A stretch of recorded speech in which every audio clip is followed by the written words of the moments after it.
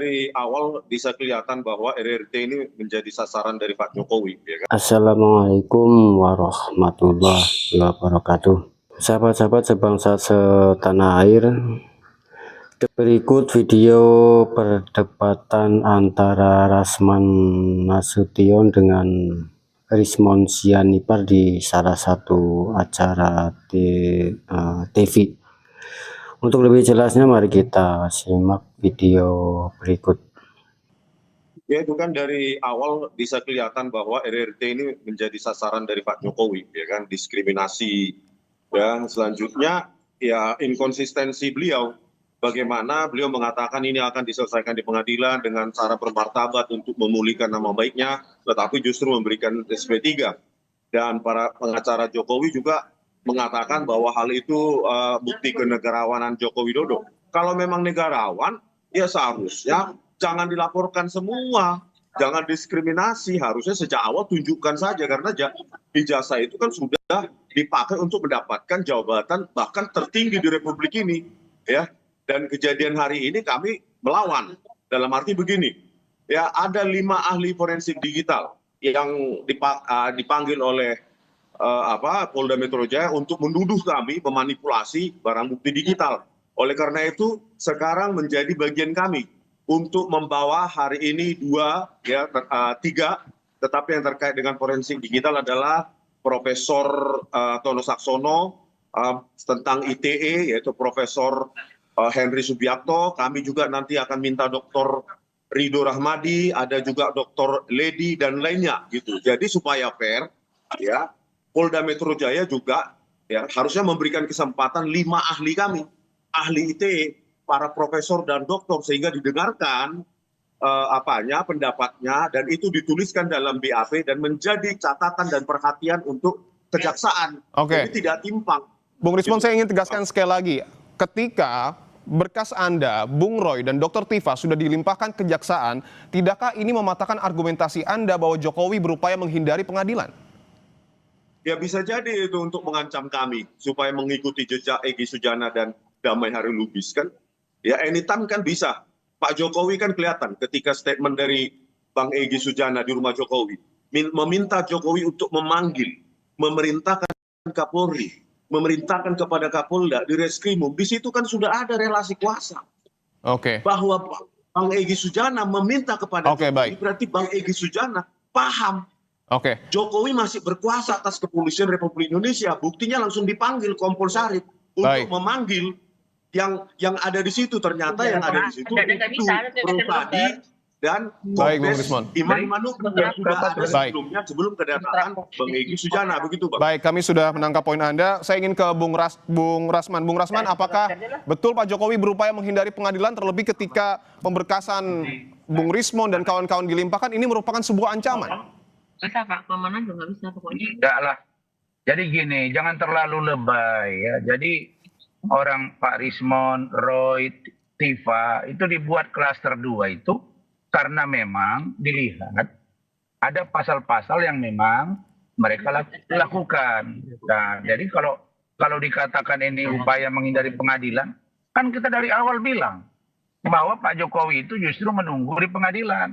Nah, tetapi di perjalanan berjalannya waktu, ada beberapa orang, termasuklah Pak Egy Sujana, yang bertemu dengan Pak Jokowi untuk melakukan restoratif justice. Jadi RJ itu, orang banyak nanya, itu apa sih RJ? Restorasi untuk keadilan. Kemudian, apanya pemulihan? Nah, Pak Jokowi tidak penting bahwa harus ada perkataan maaf, tidak. Datang selesai, inilah namanya diplomasi tingkat tinggi. Nah, jadi kalau saya, Bung Rismon dan kawan-kawan, kalian itu fokus saja menghadapi peradilan, tidak usah terlalu berpikir akan dipecah belah. Tidak ada yang memecah belah. Saya dulu waktu pertama kali ke Solo juga komunikasi dengan Pak Jokowi. Pak Jokowi itu welcome, wait and see. Termasuk Bung Rismon juga. Oke. Kalau memang mau datang, monggo kita tunggu di sana. Jadi Bung Rasman, kalau saya, ya. Saya ingin coba dalami bahwa tadi Anda menyebutkan terkait dengan restoratif justice, tetapi dalam KUHP disebutkan bahwa restoratif justice ini harus tercapai kesepakatan damai antara pelaku dan korban. Sementara Egy berkali-kali menyebut tidak meminta maaf Lalu sepakatnya ini di poin mana? 15 Januari, Ibu Elida Neti selaku kuasa hukum dari Bapak Egy Sujana, Abang Egy Sujana, mengajukan surat obstructive justice. Clear itu. Jadi kedua belah pihak sudah ada kesepakatan di Solo, ditindaklanjuti dengan surat oleh penyidik mendalami, maka dipanggillah para pelapor yang lain, Lecumanan dan teman-teman.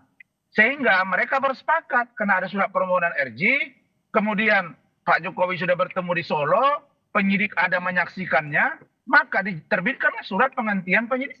Jadi di sana poinnya. Aduh, maaf itu kan dari Bang Egy kata-kata dia. Surat yang dari Ibu Elida Neti itu apa? Kan permohonan restoratif justice. Permohonan apa? Permohonan damai, mediasi. Jadi Pak Jokowi sudah. Makanya ada polisi di sana untuk mengantisipasi jika nanti ada kesepakatan, maka hubungan antara Pak Egy, Pak Damai Hari Lubis itu clear. Tinggal bagaimana dengan Bung Lecu dan kawan-kawan yang mereka juga pelapor. Ketemu, clear, diterbitkan SP3. Jadi tidak ada yang salah di situ, gitu loh. Tidak mau mencampuri hal itu lebih jauh ya. Cuma kami ingin mengatakan bahwa inisiator ini kan adalah Bang Egy Sujana ya, tanggal 15 April 2025. Kenapa justru dia egois hanya menyelamatkan dirinya dan DHL. Sementara kami 15 April 2025 ke UGM itu dipanggil sebagai ahli. Sebagai juga alumni UGM. Kenapa ternyata sekarang itu egois menyelamatkan dirinya sendiri. Sudah sampai cukup di situ saja. Makanya saya katakan kalau memang berhenti di sini silakan berada di pinggir lapangan. Jadi penonton, tidak lagi berkomentar, tidak lagi menjadi pemain. Jadi ada titik lemah sebenarnya yang perlu dipahami Bung Rismon. Saya sudah katakan berkali-kali, Bang Egy mengalami diskriminasi dalam penanganan klien oleh kuasa hukum kalian sendiri, Kozinuddin. Dia melepaskan Bang Egy dari kliennya. Bagi Bang Egy itu menyakitkan. Itu jelas kan dari awal sudah saya bilang. Kemudian begitu juga dengan Damai Hari. Dia juga merasa ini tidak solid, yang mana TPU, yang mana Kozinuddin dan kawan-kawan. Nah dari sini dia melihat ada dua diskriminasi. Satu, dia dilepaskan oleh Kozinuddin. Yang kedua, ketika Abraham Samad akan diperiksa, rame-rame para tokoh mengatakan bahwa jangan kriminalisasi Abraham Samad. Artinya, di luar Abraham Samad boleh dikriminalisasi, kan tidak fair. Nah ini sebenarnya kalau Bung Rismon ini cermat, sebenarnya kalian, mohon maaf, di dalam tim ini pun sudah tidak lagi satu pendapat dan masing-masing ingin berjalan dengan kemauannya. Jadi banyak hal yang membuat kalian itu tidak solid karena memang cara pengelolaan dalam sebuah perjuangan menghadapi seorang mantan presiden 10 tahun itu tidak gampang. Betul Bang Rismon bahwa kubu Anda ini disebut tidak solid oleh Bung Rasman. Oh enggak ya, saya tidak mau mengomentari hal sejauh itu. Yang pasti kami solid. Cuma memang tentang kriminalisasi ya, kami juga mengalami kriminalisasi. Contoh, berkas sudah diajukan ke kejaksaan, padahal Polda Metro Jaya ya secara sepihak mengatakan buku Jokowi's White Paper itu tidak No. Diskriminasi yang saya sebut itu diskriminasi internal kalian. Iya. Silakan Bung Rismon. Mereka berjanji, pihak Polda Metro Jaya menjanjikan untuk memanggil ahli kami untuk didengarkan sehingga bisa mendapatkan perspektif yang berimbang tentang manipulasi barang bukti digital atau pengeditan. Belum diperiksa ahli kami, yang ahli mereka, ahli dari Polda Metro Jaya 5 orang, kami satu pun tidak diperiksa. Baru hari ini, ya justru secara terburu-buru Polda Metro Jaya sudah mengajukan itu ke kejaksaan. Itulah bentuk relasi kuasa itu. Ya relasi kuasa, ada yang memerintahkan Polda Metro Jaya terbirit-birit mengajukan berkas tersebut ke kejaksaan. Padahal baru hari ini ahli kami diperiksa, belum lagi 3 lagi, jadi 5 lawan 5 ini ahli IT yang akan kita ajukan. Belum ini diperiksa, sudah dimajukan di kejaksaan. Masa opini hanya 5 orang dari ahli dari kepolisian langsung. Baik, benarkah Bung Rasman bahwa ada relasi kuasa terkait dengan pelimpahan berkas Bung Rismon ke kejaksaan? Iya, inilah terburu-burunya Polda. Begini, makanya silakan Bung Rasman. Bung Rismon dan kawan-kawan ini mereka kan punya kuasa hukum ya. Makanya saya bilang Kozinuddin itu kalau di mata saya pengacara kompor, tukang panas-panasin. Gini, dia tidak memberikan edukasi kepada kliennya. Contoh, kalau kalian katakan bahwa tidak ada pemeriksaan ahli, Bung Rismon itu biasa, itulah gunanya dilimpahkan ke kejaksaan itu ada cross examination. Itu bisa dilakukan. Jaksa bisa memerintahkan ini P19. Oke, periksa ahli mereka. Itulah gunanya berlapis. Saya juga begitu. Ya, setelah dikirim berkas ke kejaksaan, diajukan ahli, diperiksa, nggak ada masalah. Sepanjang belum P21, jangankan pemeriksaan ahli. Pemeriksaan untuk kalian datang saja ke Solo, lalu kemudian terjadi restoratif justice, itu dihentikan perkaranya. Selesai. Jadi poinnya di sana gitu loh. Jadi tidak perlu merasa diskriminasi secara pribadi atau kelompok. Oke. Yang saya sebut diskriminasi tadi apa? Bang Egy merasakan diskriminasi di internal kalian, bukan dengan Pak Jokowi. Silakan dijawab, Bung Internal Rismon. kalian tidak solid, kira-kira begitu. Silakan dijawab, Bung Rismon. Saya bingung kembali lagi ke statement Bang Egy Sujana ketika di bandara menjelaskan apa yang terjadi di 8 Januari 2026 yang lalu. Ya, Bang Egy meminta kepada terlapor ya untuk memerintahkan Kapolri, Kapolda dan Direskrimum dan langsung dipanggil oleh ajudannya Kompol Syarif. Di situ indikasi yang sangat kuat bahwa ini kriminalisasi. Bagaimana mungkin terlapor warga biasa bisa memerintah Kapolri, Kapolda, Direskrimum? Di mana logikanya terlapor memerintah? Berarti ada indikasi bahwa ya penyerahan berkas kami ke kejaksaan juga atas perintah terlapor. Yang sehingga terburu-buru tanpa memeriksa ahli kami, ini pasal 12 tahun loh, 8 tahun. Perintah begini. Pasal 32 dan 35. Tunggu bentar Bang. Pasal 32 dan 35 diterapkan secara main-main dan sepihak, dan saya kira itu indikasi yang kuat pengaruh dari terlapor untuk secepatnya menangkap kami. Begitu Bang. Oke, Bung Rasman, mungkin ini bisa menjadi sekaligus closing statement untuk Anda. Apakah artinya SP3 ini menurut Anda bukan langkah Jokowi untuk berupaya menghindari pengadilan? Tidak, sama sekali saya garansi tidak. Kan saya bilang bahwa Bang Egy sudah saya ajak untuk ketemu Pak Jokowi. Beberapa hal yang teknis tidak disepakati. Pak Jokowi bilang oke, selesai, enough. Nah, yang saya mau katakan bahwa kalau sudah begini posisinya, maka persiapkanlah dokumen bahan yang kuat. Sebagaimana yang Bung Rismon bilang, ada 1000 pertanyaan buat Pak Jokowi. Saya pastikan Pak Jokowi pasti akan hadir di pengadilan karena dia korban. Dia dan melakukan pembuktian semuanya. ijazahnya, Bung Rasman. Yes, iya. Gajah Mada akan dipanggil. Saksi lain yang menguatkan bahwa Pak Jokowi pernah kuliah dan lulus. Jokowi sendiri, udah ada dari sana. Pak Jokowi nggak ada masalah.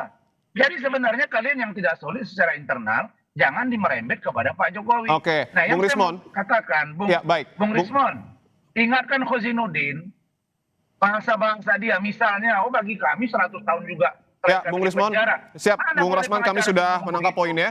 Bung Rismon, saya ingin tanyakan bahwa tadi Bung Rasman mengatakan Pak Jokowi akan membawa ijazahnya dan memperlihatkan di pengadilan. Tanggapan Anda, Bung Rismon? Pasti. Lihatlah bahwa inkonsistensi dari pernyataan Pak Jokowi ada di mana-mana di ruang publik, gitu loh. Jadi kalau sekarang berjanji, kita kan statementnya kita periksa, kita analisa. Saya akan datang ke pengadilan. Ada anak kalimatnya, ada syaratnya. Kalau hakim memanggil saya yang mulia, kan ada syarat. Saya pastikan hakim akan memanggil. Bentar dulu Bang. Ya, kalau dikondisikan hakim tidak memanggil, dia akan beralasan hakim tidak memanggil saya. Kan tinggal tidak. Itu negative thinking. Tidak boleh dalam hukum acara. Dalam hukum acara Bung Rismon, makanya saya bilang, kalian kan punya pengacara, harusnya dijelaskan mereka dong. Dalam hukum acara, terutama terkait dengan pidana, itu si korban harus diperiksa. Jangankan perdata juga. Dia harus menjelaskan, ditanyakan, akan dijelaskan mana ijazahnya, kapan kuliahnya. Silakan tanya pengadilan, pasti akan memanggil. Itu perintah pengadilan. Hadir itu beda Bang Rasman. Kalau hanya sekedar periksa, nanti hasil pemeriksaan dibaca di pengadilan, Bung Rismon, itu berbeda dengan hadir berhadapan. Bung Rismon. Baik, silakan, Bung Rasman. Berhadapan dengan saya jelaskan ke Bung Rismon ya, Bung Rismon. Ya. Silakan Bung Rasman. Dengarin dulu saya, Bung Rismon. Saya pastikan majelis hakim pasti akan memanggil Pak Jokowi untuk datang dimintai keterangannya. Kenapa? Karena dia korban dan Bang Rasman Nasution bisa memastikan Jokowi akan hadir di persidangan. Bisa memastikan Jokowi akan hadir di persidangan. Pengadilan itu Bang Rasman siapanya Jokowi. Aduh, kalau dia tidak datang, dengarin kata-kata saya. Kalau dia tidak datang, pengadilan memerintahkan hakim dia tidak datang, maka berpotensi laporan dia gugur secara hukum. Saya kasih contoh nih kita Mirzani. Oke. Oke, dia dilaporkan, disidangkan di PN Serang. Tidak datang, pelapornya di Tomahendra. 3 kali dipanggil hakim. Karena dia korban, dia lapor. Gugur, bebas nih kita Mirzani. Jadi inilah yang saya katakan tadi, karena kuasa hukum mereka ini lebih banyak bicara ke media daripada mengedukasi kliennya. Ujungnya jadi seperti ini. Nah sekarang baru kalian tahu bahwa Egy Sujana itu ternyata penting. Dulu tidak penting-penting amat. Begitu dia pergi, baru kalian tahu, oh ternyata dia mahal ya. Nah itulah yang saya katakan, soliditas, kesepakatan, komitmen, bangunlah. Kalau kami ini, yang pendukung Pak Jokowi ini wait and see. Mau datang ayo, tidak juga tidak apa-apa. Bagi kami, tambahkan dikit. damai baik. itu indah. Kalau Itu yang paling ini penting. masalah personal kami, ya, abang jangan nyala-nyalakan PH kami dulu secara prematur. Loh, Baik. Kalau Saya ini mengkritik masalah kan boleh. kami pribadi RRT itu kami ke Jalan Kutai Utara nomor 1 di Solo sana itu selesai bang, sudah banyak yang nawarin, bukan hanya abang. Baik, aja. abang-abang, kita sudah Nawarin. dapat poinnya. Tentu yang menjadi perhatian Masalah adalah, bangsa kita. silakan terakhir Bung Rismon, singkat saja. Ya ini masalah bangsa kita supaya sistem seleksi besok 2029 dan selanjutnya itu bisa diperbaiki. Oke, Jangan baik. ada wapres dengan lulusan cuma nggak lulus SMA cuma pakai surat keterangan bisa mencalonkan Baik. diri. Ini yang bahayanya mereka. Belum Baik, selesai baik. satu Kami kasus. sudah Pak mendapat Jokowi nambah poinnya. lagi ke Gibran. Bung Rismon.